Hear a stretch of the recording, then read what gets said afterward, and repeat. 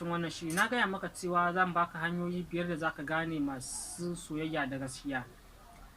Domin ka gane mace mai kirki ba tare da ka shiga cikin cutarwa irin ta wasu matan ba. To ga shawarar tawa kamar haka. Na farko, ka kula da halayen mace, ba wai kawai kyawunta ba.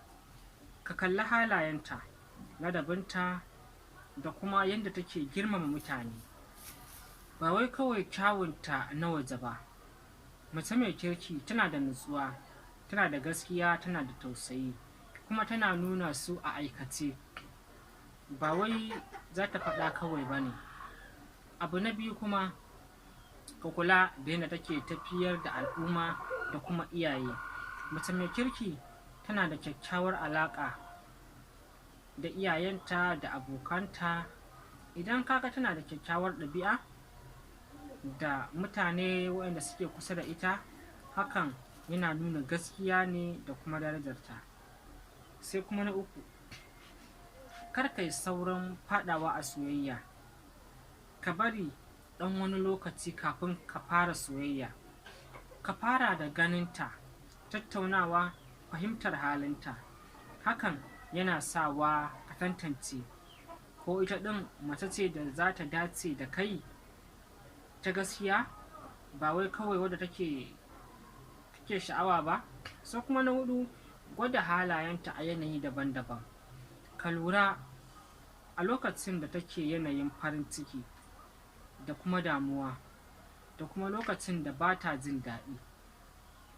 Mace mai kirki za ta nuna haƙuri cikin mutunci, ba za ta wulaƙanta ka ba ko kuma ta ɓata wa kowa rai ba. Sai na biyar, ka fara da soyayya cikin ladabi da nutsuwa. Idan ka ga mace mai kirki, ka nuna kulawa cikin nutsuwa da taushin rai da kuma ladabi. Kar ka yi wasa ko kuma nuna damuwa fiye da kima.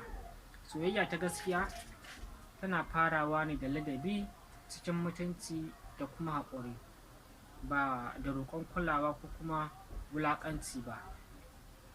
Ga ɗaya shawarar, ka yi hankali, ka lura sosai, ka gwada nutsuwarta da ladabinta. Idan ka samu mace mai gaskiya, za ka gane saboda halayenta na mutunci ne za su bayyana. Halayenta na mutunci za su bayyana. Idan kana so zan ma bayani akan yadda za ka samu mace mai kirki daga farko, wato tsarin da za ka bi mataki-mataki, kar ka shiga soyayya marar amfani. Har guda 7, na san za ka so. Ka biyo ni a cikin shiri na gaban wannan, insha Allahu za ka same ni.